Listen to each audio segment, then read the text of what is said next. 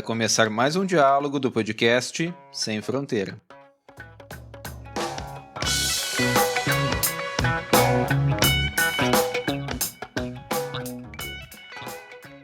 Olá, bem-vindos todas e todas. O tema de nosso programa de hoje é Currículos de Formação de Professores de Geografia. E temos como nosso convidado o professor e pesquisador Robson Olivino Paim.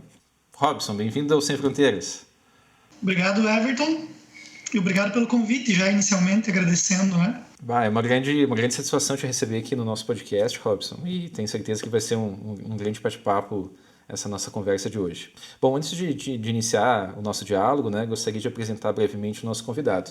O Robson possui graduação em Geografia pela UNOESC, mestrado em Geografia pela UNOeste e doutorado em Geografia pela UFSC. Atualmente é professor e pesquisador da Universidade Federal da Fronteira Sul, Campus Erechim, tem experiência em docência e gestão da educação básica pública e interesse de pesquisas voltadas às políticas educacionais de currículo e formação de professores, e também aos processos pedagógicos curriculares relacionados ao ensino de geografia. Bom, Robson, eu vou iniciar nossa conversa te colocando uma questão que ela é básica, né? Talvez um pouco simplória até, né? Mas gostaria de te pedir para definir um pouco o que seria a formação de professores, né? No que ela se constitui, né? E, enfim, que tu apresentasse um pouco desses diferentes momentos relacionados à formação de professores.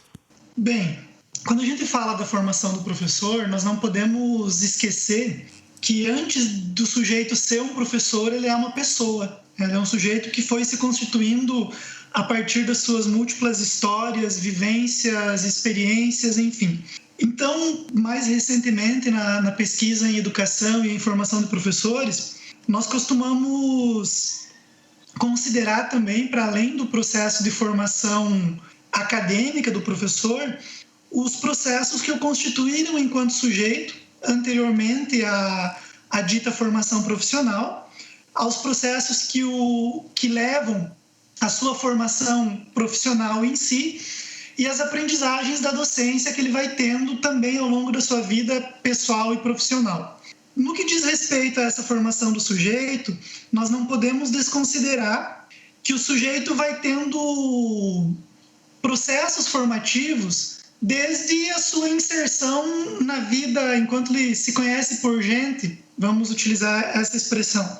E ele vai criando concepções de mundo, de sujeito, de sociedade, de conhecimento, que elas não são deixadas de lado no seu processo de formação profissional. Pelo contrário, elas vão se mesclando com os conhecimentos, com as epistemologias, com os posicionamentos de mundo e que vão ajudando esse sujeito a se posicionar frente à sua profissão que ele escolheu. No caso, a docência, e no nosso caso mais específico, a docência em geografia. Quando nós falamos da formação profissional, nós estamos falando inicialmente do processo de formação inicial que se dá no caso da formação para docência em geografia, nos cursos de licenciatura em geografia.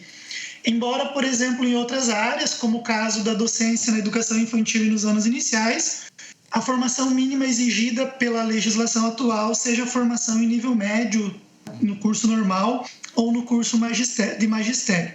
Além dessa formação inicial, nós vamos ter as chamadas formação continuada e a formação em serviço.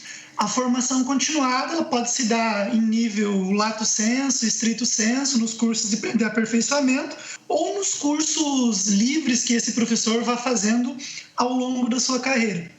No âmbito da formação em serviço, é uma modalidade pouco discutida ou pouco conhecida, que ela se dá na medida em que, no contexto do próprio trabalho do sujeito, apareçam questões, apareçam problemáticas que o grupo de professores da escola, por exemplo, entendem como algo necessário a ser debatido, a ser problematizado, a ser resolvido, e criam processos de formação no âmbito do próprio trabalho, da própria instituição, para que consigam apropriar-se de elementos teóricos e metodológicos e de ferramentas e instrumentos para resolver esse problema, criando o que alguns teóricos, a exemplo do Ivor Godson, vão chamar de comunidades profissionais ou comunidades de aprendizagem nesse aspecto. Tanto formação inicial quanto a formação continuada em serviço, elas são permeadas por o que nós chamamos de aprendizagens da docência, né? A aprendizagem da docência em si, ela nunca está encerrada, ela nunca está pronta, né? E aí vai muito da perspectiva do que o Thompson falava do fazer-se da classe operária, né? Nós nos fazemos enquanto professores, nós vamos nos constituindo e reconstituindo enquanto sujeitos, mas também vamos nos construindo, reconstituindo, nos fazendo enquanto profissionais. Por isso que eu não sou muito adepto da ideia do formar-se professor, porque o formar-se vem muito da forma, né? Sim. Como se fosse uma linha de montagem, né? Vamos construindo professores aqui no nosso curso, enfim. na nossa linha de produção, eles vão saindo todos formados, e isso desconsidera os sujeitos, desconsidera os seus processos históricos, desconsidera, enfim, um processo contínuo, os diferentes processos de continuidade de formação do sujeito, né? Então, formalmente, nós podemos dizer que existe formação inicial, formação continuada e formação continuada em serviço, mas nós não podemos desconsiderar que existe toda uma inserção desse sujeito fora da profissão, fora da formação inicial, que também dá elementos, que também dá subsídios para que esse sujeito se construa enquanto professor no seu espaço, tempo, vivências, enfim. E aí, quando eu falava dessa aprendizagem da docência, que também é um elemento transversal à formação, seja inicial ou continuada em serviço, essa aprendizagem da docência, ela se dá no currículo, ela se dá na socialização profissional, e ela se dá também e especialmente no âmbito daquilo que um pesquisador português chamado Huberman coloca aqui, chamando de ciclo de vida profissional de professores, né? Quando nós falamos ou tratamos do ciclo de vida profissional dos professores, nós não podemos desconsiderar que os professores se fazem, se constroem, se constituem de maneira diferente ao longo do que eles vieram se fazendo em cada momento da profissão, né? Então, o Huberman classifica ali até os 3 anos de profissão, por exemplo, ele chama de entrada na profissão, que é aquele momento que você está aprendendo, conhecendo, desbravando esse terreno, né? Os diferentes momentos e elementos que constituem. E aí um segundo momento, que é o momento que ele chama de movimento da estabilização, consolidação e construção do repertório, que é aquele momento que você já está seguro naquela selva de pedra, que é a escola, que é a docência, e você se permite fazer experimentações, se permite consolidar aquele teu repertório teórico com mais firmeza, né? E a partir dos 6 anos é o que ele chama de diversificação ativa, que é o momento que você já está mais seguro para diversificar isso que você vem fazendo. E na perspectiva que ele coloca, essa diversificação ativa vai até próximo da idade do que até recentemente, antes da reforma trabalhista, nós poderíamos dizer que seria aposentadoria, que era os 25 anos de profissão. Agora a gente vai um pouco mais longe do que isso, e pela realidade portuguesa que o Huberman estudou, vai para outros momentos, né? Que seria o momento a partir dos 25 anos até os 35, que seria da serenidade, do conservantismo e do distanciamento afetivo do professor em relação à profissão. Então, note que aquilo que legalmente nós chamamos de formação do professor, que é o curso de licenciatura, no caso da geografia, a formação não se encerra ali. Você vai se fazendo, se reconstruindo, mobilizando saberes e fazeres, enfim, desde antes disso e até a sua aposentadoria. Dentro dessa dimensão toda, nossos cursos de licenciatura se configuram, então, como partes da formação inicial, né? E Isso. Tu disseste que a formação inicial, especialmente no nosso caso da geografia, está relacionada aos cursos de licenciatura, né?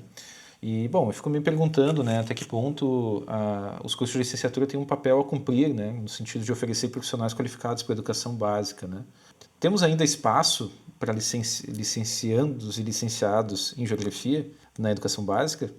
Temos, e esses espaços não são poucos. Se a gente pegar, por exemplo, os dados do último Censo Nacional de Educação que eu analisei, em 2017 foram computados no Brasil 154 mil vagas de professores de geografia no território nacional. Porém, dessas 154 mil vagas, 79 mil eram ocupadas por profissionais não licenciados na geografia. Isso significa dizer que nós temos 51% das vagas de professores de geografia no território brasileiro que não são ocupadas por professores de geografia, né?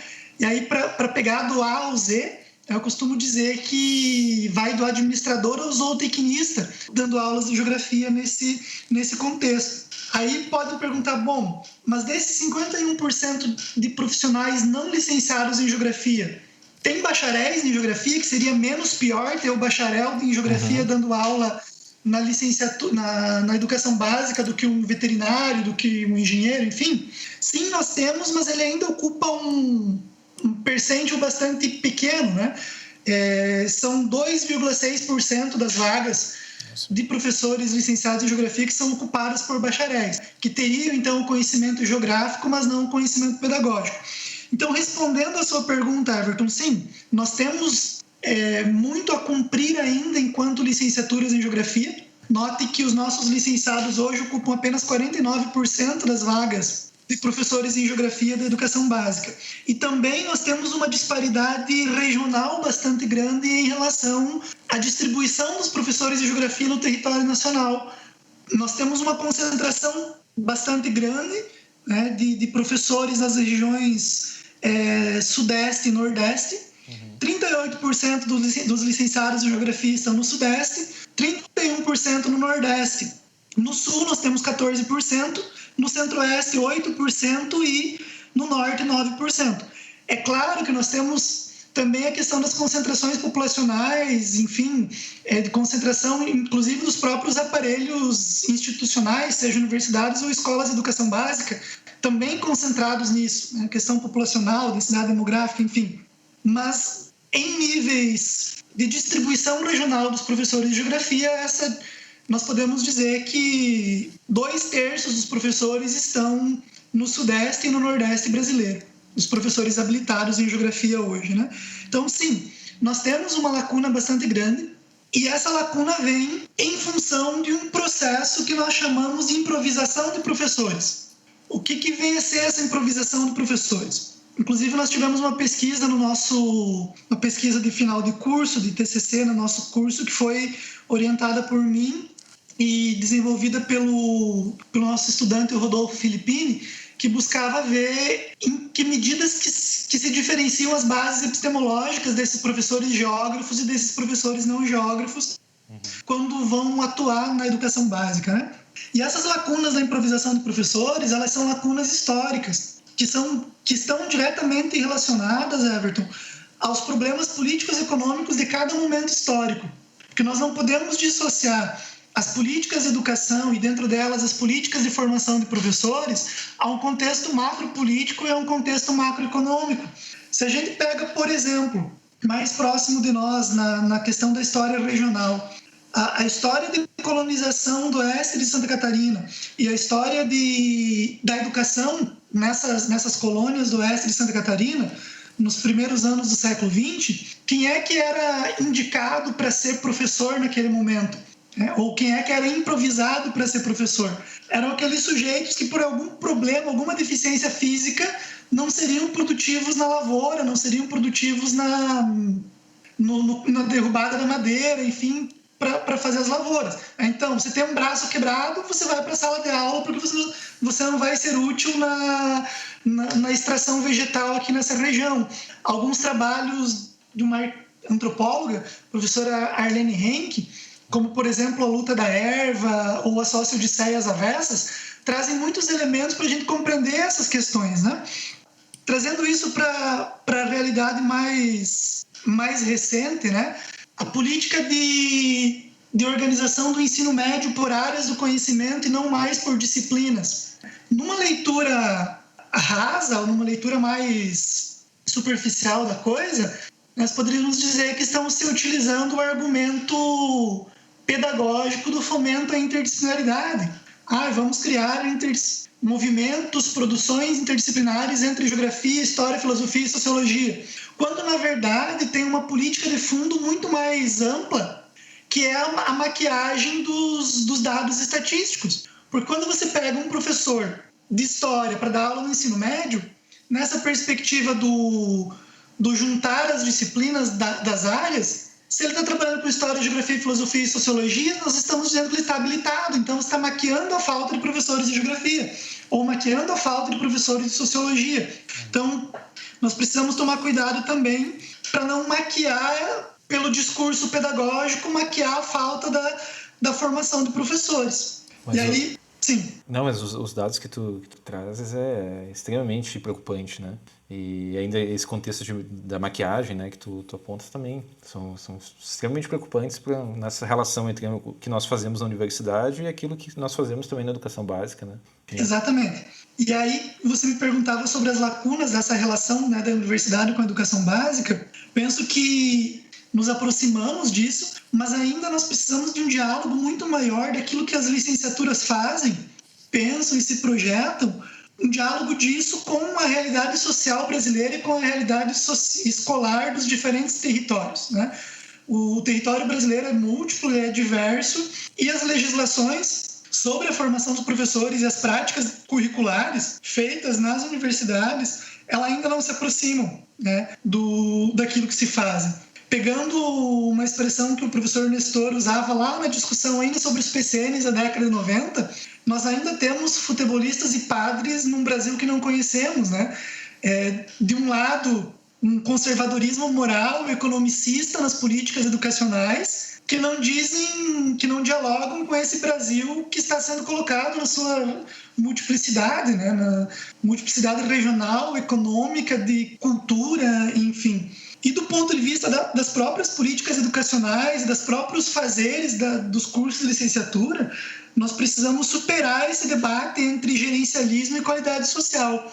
E o superar no sentido de nos aproximarmos cada vez mais da qualidade social dessa formação que nós fazemos, né? Porque o Estado brasileiro e as suas políticas educacionais de formação de professores, elas têm se aproximado cada vez mais e tomado cada vez mais o discurso gerencialista no encaminhamento dessas políticas, um discurso que se aproxima do debate economicista e se distancia cada vez mais da qualidade social dessa educação, uma qualidade socialmente referenciada, né? Sempre quando nós falamos em qualidade da educação, a qualidade precisa ser adjetivada. E a ideia de qualidade para nós, a ideia de qualidade para os empresários, para os institutos que financiam a educação, enfim, Fundação Lema, Instituto Ayrton Senna, são noções de qualidade totalmente dissonantes. E na minha percepção, nós precisamos debater e produzir encaminhamentos em prol de uma qualidade que dialogue socialmente referenciada, que dialogue com esses territórios educacionais e que se distancie dos debates gerencialistas, né? Robson, nos nossos cursos universitários, de modo geral, nós temos conseguido nos aproximar e contribuir com a educação básica? Os nossos cursos estão distantes, enfim, da realidade escolar? Bem, essa é uma resposta dicotômica, né? É sim em alguns aspectos e não em outros aspectos. Também considerando aquela questão, como que historicamente a universidade e as escolas foram se aproximando, né? Nós podemos dizer que tivemos 3 grandes formas da relação universidade-escola se estabelecer nos últimos tempos, especialmente nessa transição século XX para o século XXI. Em alguns momentos, a universidade falou sobre a escola, em outros momentos, ela falou para a escola, e nos últimos anos, ela está falando com a escola. Dito de outra maneira, historicamente, em algum momento, as universidades falavam sobre a escola, faziam a crítica à escola. Em outros momentos, as universidades e os cursos de formação de professores falaram para a escola, dizendo o que as escolas deveriam fazer. A ideia da universidade produzir o conhecimento sobre o ensino e a escola reproduzir. E mais recentemente, as universidades têm falado sobre educação com a escola. Elas têm ido até a escola e produzido, dialogado, enfim, inclusive criado teorias ou criado discussões sobre o ensino e sobre a escola em conjunto com a escola. Então, nesse aspecto, quando ela chega para falar com a escola, ela tem se aproximado mais. Tem se aproximado mais como? A partir de recentes programas de políticas públicas, né, como o PIBID, residência pedagógica, também com Iniciação Científica Júnior, né, que é o programa de iniciação científica no ensino médio, mas esse de maneira mais modesta ainda, atingindo menos estudantes da licenciatura e menos estudantes da escola. Programas de formação continuada. E no âmbito da pesquisa, tem sido crescente também os movimentos de pesquisa-ação na formação de professores e no desenvolvimento de metodologias de ensino com a escola, etc. e tal. Especialmente com a ascensão dos mestrados profissionais e com um novo momento, um novo movimento epistemológico na formação de professores, que nós temos chamado de epistemologias da prática, de reconhecimento de epistemologias e produção de conhecimentos que se forjam nas práticas profissionais de professores e comunidades de aprendizagens dentro da escola.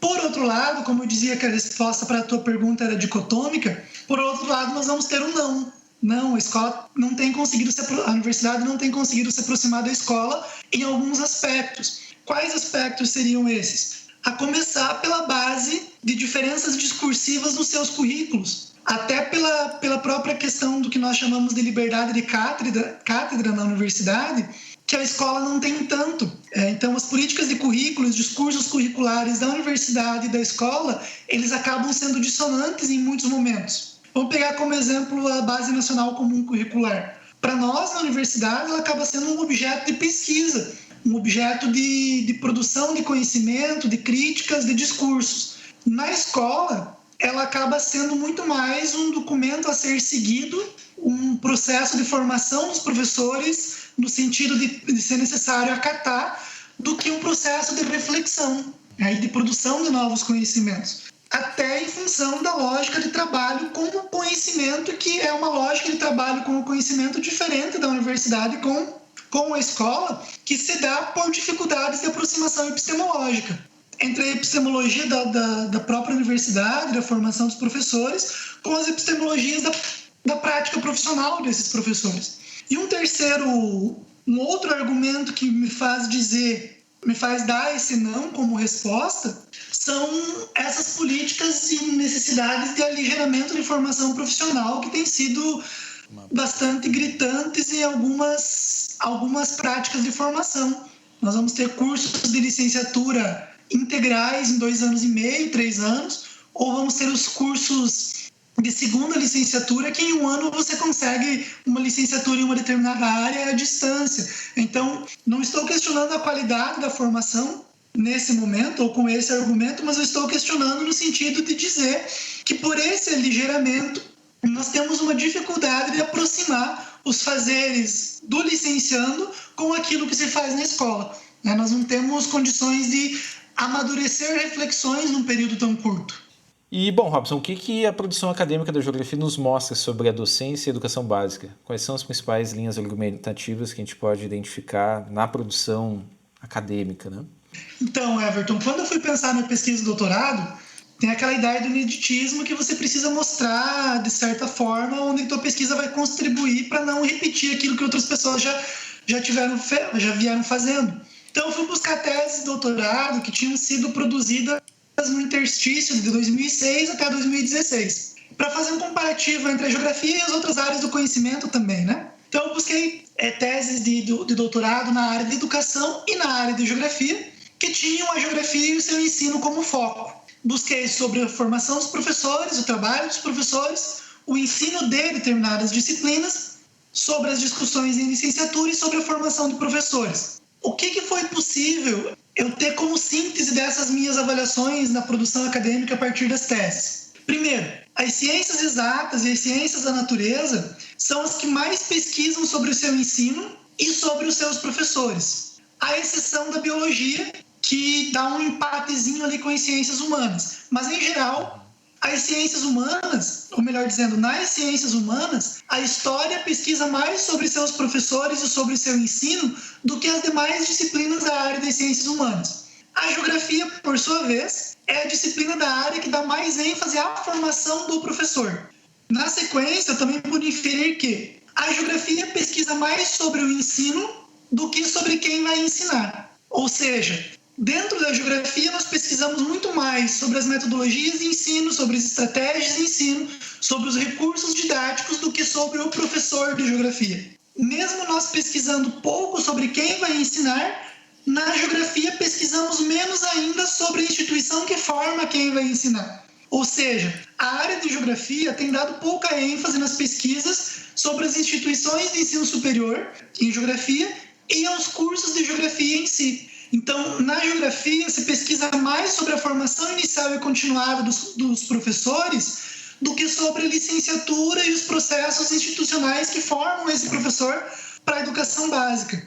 Isso me levou a concluir que, apesar do contexto institucional e o contexto das licenciaturas ser o menos pesquisado dentro da geografia, ainda dentro das ciências humanas, é a geografia que mais pesquisa isso entre as demais disciplinas. Ou seja, apesar da geografia, no seu contexto amplo, pesquisar menos sobre a licenciatura do que sobre o professor de geografia e o ensino, ela ainda pesquisa mais do que as outras áreas. Quando eu pego estas teses e vou olhando daí dentro das teses o volume percentual em categorias do que se estuda, o maior volume percentual é o volume da formação dos professores, que dá 30% não das teses, mas 30% das unidades de sentido que eu analisei das teses nos seus resumos, introdução e conclusão.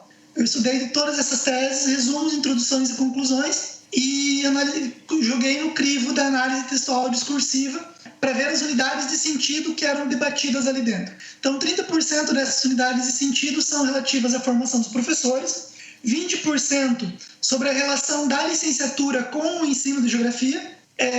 Na sequência, a questão dos currículos das licenciaturas e da cartografia no processo de formação dos professores, com 9% das unidades de sentido cada uma, seguida por questões específicas do ensino de geografia na formação do professor, como, por exemplo, o ensino de região na formação dos professores, o ensino de identidade cultural na formação de professores.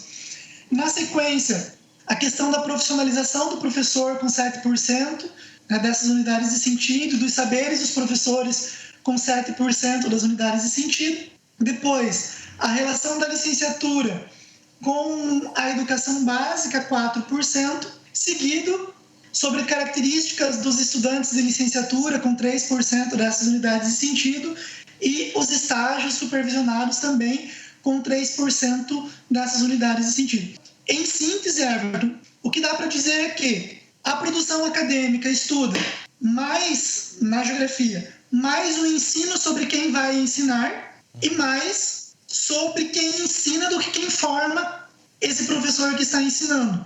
E aí, quando nós viemos para as minúcias dessas teses, a centralidade maior disso são elementos da formação inicial ou continuada dos professores, seguida da relação da licenciatura com o ensino.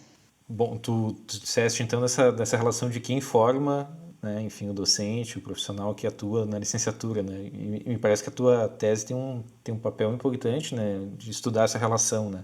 Especialmente os cursos de licenciatura e a produção de discursos e argumentos curriculares, né? A tua tese, ela enfoca, né, ela tem como foco essa relação, esse olhar para a universidade, né?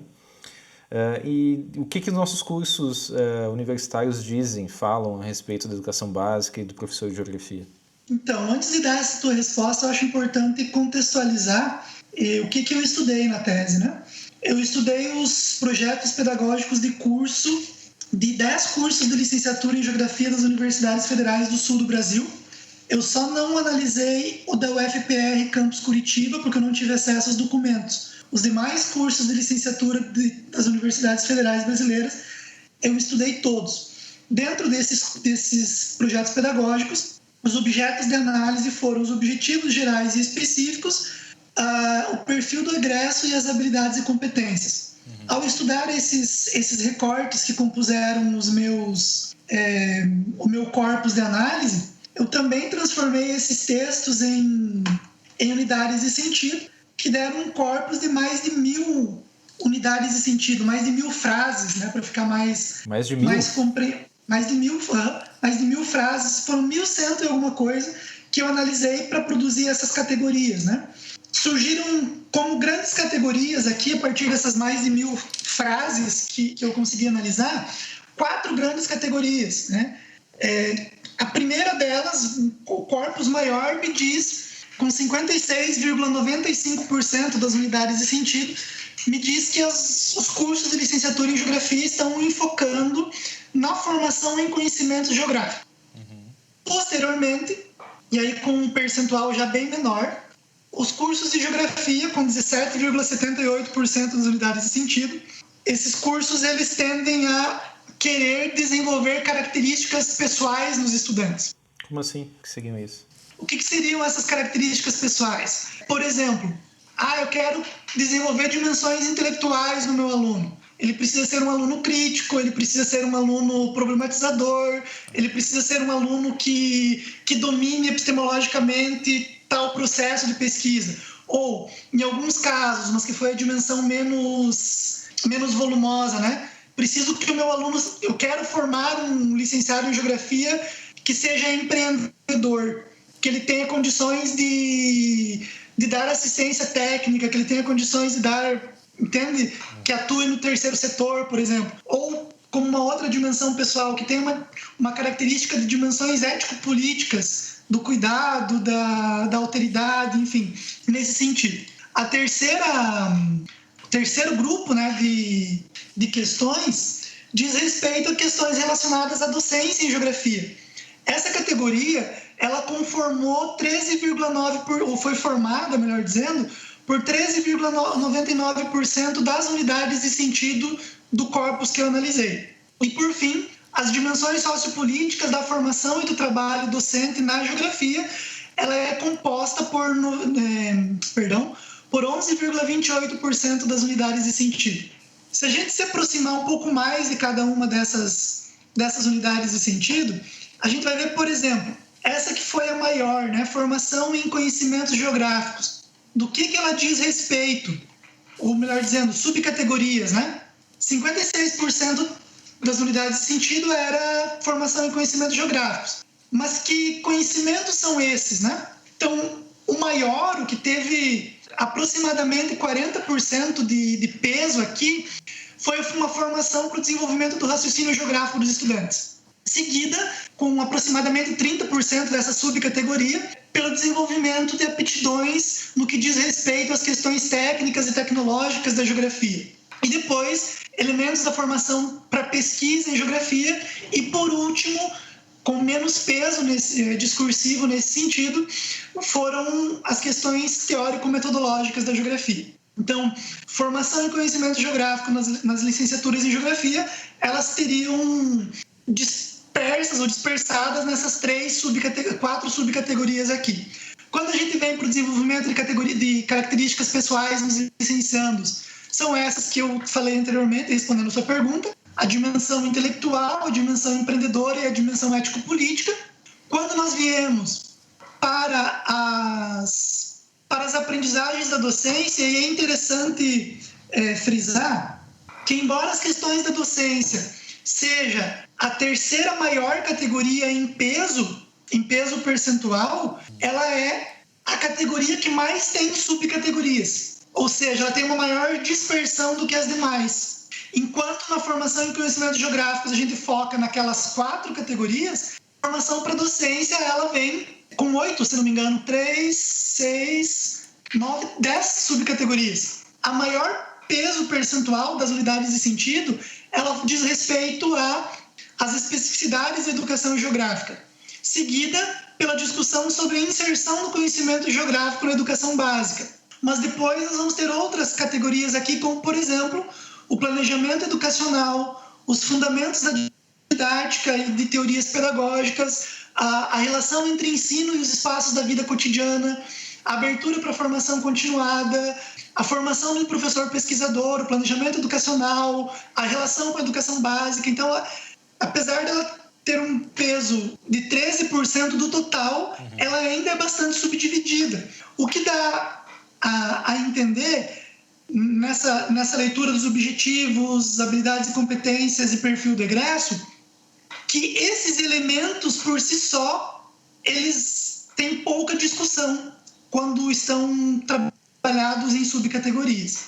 E aí, no que diz respeito à formação sociopolítica, muito presente presente com quase 70% das unidades de sentido dentro da subcategoria, discutem muito o papel social da profissão de professor. E também, como segunda subcategoria dentro dessa, a necessidade de aprendizagens entre os pares, entre outros professores, entre colegas da profissão, etc. e tal. Bom, Robson, muito interessante esses quatro grandes grupos que tu nos apresenta. Faz pensar muito a respeito dos nossos cursos de licenciatura e, enfim, nossos PPCs, né? Enfim, o que temos feito dentro da universidade, né? Enfim, tu trabalho também afirma que as licenciaturas de Geografia assentam seus discursos em racionalidades cosmopolitas. O que significa afirmar isso? Bom, Everton, uma das coisas que eu buscava também mostrar na tese é a ideia de que existe um discurso sobre o professor e sobre o sujeito, e que apesar de cada curso ter esses objetivos, ter as habilidades e competências, ter o perfil do egresso de forma diferente, em algum momento elas encontram convergência. E onde que eu fui compreender que existia essa convergência? Na ideia de que existe um discurso sobre quem é o sujeito, que ele tenta ser colocado, que esse discurso tenta ser disperso desde uma ordem que não é uma ordem necessariamente emancipatória, mas está, às vezes, em diferentes momentos vinculados a esse próprio discurso neoliberal sobre o sujeito. E eu encontrei no conceito de cosmopolitismo contemporâneo essa marca, né? Então, o que é a ideia de sujeito cosmopolita ou de cidadão cosmopolita? É a ideia do sujeito do mundo. Então, nós temos muito aquele jargão que diz: o mundo globalizado de hoje em dia, espero que o cidadão seja tal coisa, né? o mundo globalizado, no mundo globalizado não podemos ser diferentes. Mas o que esse mundo globalizado espera do sujeito em termos de discurso político sobre ele, né? Então, foi na ideia de cosmopolitismo que eu encontrei elementos para trazer algumas questões aí. Então, nós podemos dizer que existe um cidadão cosmopolita moderno e um cidadão cosmopolita contemporâneo. O sujeito cosmopolita moderno é aquele baseado na razão iluminista. E o cidadão cosmopolita contemporâneo, ele está mais assentada a ideia de um cidadão cosmopolita contemporâneo nas análises mais pós-estruturalistas. Essencialmente, Everton, quando nós falamos de cidadão iluminista moderno, a ideia que se vem é: o sujeito chega no mundo, já existe uma concepção pré-estabelecida de como o sujeito deve ser e como ele deve se portar. E aí cabe à educação adaptar o sujeito nesse mundo, mudar o sujeito para esse mundo. Quando a gente vem para a ideia de cosmopolitismo contemporâneo, é justamente o contrário. O sujeito se produz a partir daquilo que ele gostaria de se produzir, ele vai se construindo, se constituindo a partir das suas necessidades, dos seus pontos de vista, dos seus desejos, exatamente. Não existe um modelo pré-estabelecido. Justamente não existem padrões de sexualidade, padrões de cultura, padrões de estereótipos que ele deveria se portar nessa ideia de sujeito, né? O sujeito precisa autorrealizar-se, ele não é pré-determinado. Uhum. Porém, nessa concepção, né, como fala o Gerd Biesta, a questão da humanidade que vai ser construída no sujeito, no contexto do cosmopolitismo contemporâneo, ela é uma humanidade radicalmente aberta. Ou seja, é uma questão que só pode ser respondida pelo sujeito a partir da sua participação no mundo enquanto sujeito. E não é uma questão que precisa ser respondida antes dele nascer ou antes dele ser inserido no universo educacional. Porém, embora nós estejamos abertos para que o sujeito se autoconstrua, existe um discurso sobre o sujeito. E como Foucault nos ensinou, os discursos também atuam na produção dos sujeitos, né? O discurso atua na produção e na constituição da coisa. E aí eu busquei compreender o que o discurso cosmopolita contemporâneo dizia sobre o sujeito. Porque ao mesmo tempo que ele diz que o sujeito precisa se autoconstituir, não a partir de concepções pré-determinadas antes do seu nascimento, ele também diz: olha, você precisa se autoconstituir, mas seria importante que você fosse um sujeito que se constituísse na perspectiva de estar apto para ser flexível e resolver os problemas da vida cotidiana. Você precisa se constituir naquilo que uma filósofa, se não me engano, estadunidense, chamada Martha Nussbaum, denomina como mentalidade sem domicílio nas comunidades. Ou seja, não é aquela ideia de identidade fechada na tua comunidade, mas você precisa estar, não gosto muito da expressão, mas me falta outra no momento, você precisa ter um pé no local e outro no global, no sentido de você estar na tua comunidade, no teu grupo cultural, mas se permitir conhecer outras racionalidades, outras formas de pensamento. Uma capacidade de diálogo, lugares, digamos assim. Isso, para se reconstruir no seu lugar de vivência, né? Considerando muito aquilo que a Doreen Massey fala, de que o global nada mais é do que a simultaneidade de lugares. Então, por isso, essa mentalidade sem domicílio nas comunidades. E esse cosmopolitismo contemporâneo vai dizer também que esse sujeito precisa ter condições de colaborar nas comunidades de aprendizagem. E, por isso, ele precisa estar apto para aprender ao longo da vida. O lifelong learning, ou na discussão sobre formação de professores, ele precisa estar apto para a formação continuada. E a análise dos PPCs, dos cursos, mostrou que isso também está bastante presente nos discursos. Então, por exemplo, quase 30% do meu corpus de análise ali vai dizer, olha, o professor de geografia precisa estar bem informado para resolver problemas no cotidiano. Então, esses problemas vão desde problemas sociais e institucionais, que ele precisa utilizar o conhecimento geográfico, até problemas relacionados, por exemplo, à construção de instrumentos técnicos ou intelectuais para a resolução dos problemas. Sejam problemas na prática docente ou sejam problemas da produção e discussão do conhecimento geográfico.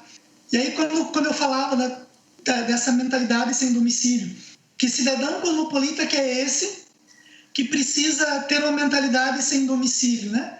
Os PPCs vão me dizer que, olha, ele precisa reconhecer a escalaridade dos objetos de análise para ele conseguir se portar ou se construir enquanto um sujeito sem mentalidade nos domicílios. Para isso, ele precisa reconhecer a interescalaridade dos fenômenos, a inter-relação entre as escalas sociais e geográficas como condição essencial para que ele se reconstrua para além dos localismos e provincianismos, né? Ou ele precisa também reconhecer os marcadores de identidade, precisa reconhecer os marcadores socioeconômicos para que ele perceba e aceite as suas e as outras identidades socioculturais, afetivas, cognitivas e de experiências sociais, profissionais, territoriais, enfim, para além do espaço local. Uma coisa que eu achei bastante interessante nessa constituição da mentalidade sem domicílio, muitos dos PPCs trazem a necessidade do egresso dominar um idioma estrangeiro. Especialmente as universidades do Rio Grande do Sul trazem isso como um pré-requisito, como um pré-requisito, digamos assim, para o professor de geografia que se quer formar. Aí, como uma outra característica desse sujeito cosmopolita contemporâneo, a característica, né, de colaboração nas comunidades de aprendizagem, os PPCs me trazem, à guisa de síntese, né, argumentos de que eles precisam estar ou precisam construir-se inseridos em redes colaborativas interpessoais, precisam compor equipes colaborativas, precisam desenvolver a docência e reconstruir a docência, seus processos formativos dentro dessas redes colaborativas, que seriam as comunidades disciplinares, como fala o Godson, ou como comunidades de aprendizagem. Precisam utilizar as tecnologias nessas redes colaborativas e produzir coletivamente o conhecimento dentro dessas redes colaborativas. E aí eles são sujeitos que se colocam nas aprendizagens ao longo da vida, na medida que eles precisam estar instrumentados para a aprendizagem contínua, e aí isso vem ao encontro daquela ideia de flexibilidade na formação do professor, ou na formação do sujeito, como que é o neoliberalismo. Ele precisa estar disposto para as aprendizagens continuadas e ele precisa estar disposto também para a continuidade da vida acadêmica, né? naquela perspectiva de que a formação inicial não é tudo para você ser um bom professor ao longo da vida. Robson, muito interessante o teu trabalho e, enfim, faz pensar muitas questões, né? E mais do que tudo, né, esse diagnóstico também sobre os nossos cursos de licenciatura, né? Especialmente no sul do Brasil, né? Muito, muito interessante a tua proposta e tudo isso que tu nos apresentaste aqui na nossa conversa, né? Bom, infelizmente a gente está caminhando para o final do nosso podcast, nosso capítulo de hoje, né? E nós temos como praxe, né, sempre pedir ao convidado que apresente referências, que apresente leituras, referências bibliográficas, enfim, para todos aqueles que estão iniciando, né, num processo de estudo, de conhecimento com relação à temática do nosso programa. Então eu gostaria de te perguntar isso, né, Robson? Quais referências tu poderias indicar para aqueles que estão começando, né? Por onde começar, que tu poderia nos indicar? Sobre a formação do profissional de geografia, um livro que eu recomendo bastante para compreender também um pouco da história, um pouco das perspectivas da formação do professor de geografia no Brasil, é um livro da professora Helena Calai, chamado A Formação do Profissional da Geografia, o professor, que ela retoma e discute resultados e pesquisas e reflexões que ela vem trazendo ao longo da carreira dela. Sobre a geografia na escola, um livro da professora Ivane Tonini, Geografia Escolar, uma história sobre seus discursos pedagógicos. Eles são livros assim, justamente para fomentar essa discussão inicial sobre essas diferentes pesquisas, essas diferentes problemáticas. A minha tese também está saindo em livro agora, nos próximos meses, né? Digamos assim, para se apropriar da discussão que eu trago sobre a questão dos currículos e a formação dos professores nessa perspectiva do discurso cosmopolita. Até o final de agosto nós teremos o livro que resulta da tese. E também livros e artigos do Thomas Popkiewicz, que ele é um curriculista estadunidense que ele traz essas perspectivas de análise do currículo em diálogo com isso que eu venho trazendo na tese, com isso que de forma bastante breve eu apresentei hoje no podcast. Bom, Robson, te agradeço imensamente por aceitar o nosso convite, por vir aqui conversar conosco nesse momento. Foi um grande prazer conversar contigo e, bom, tenho certeza que todos que nos escutaram ficaram com muitas questões, né? Inclusive quem tem intenção de mandar alguma questão para o Robson pode responder nas nossas redes sociais, que nós encaminhamos as respostas, né? E, enfim, foi um grande aprendizado esse momento contigo. Então, te agradeço mais uma vez por ter participado do Sem Fronteiras. Eu agradeço também pelo convite, pela oportunidade do diálogo e ficamos à disposição para mais parcerias, tanto com o podcast quanto nas atividades cotidianas do nosso trabalho. É isso, Robson. Somos parceiros de trabalho, colegas e, enfim, de tantas iniciativas, né? Bom, o podcast Sem Fronteiras fica por aqui. Na próxima semana temos mais um diálogo do Sem Fronteiras.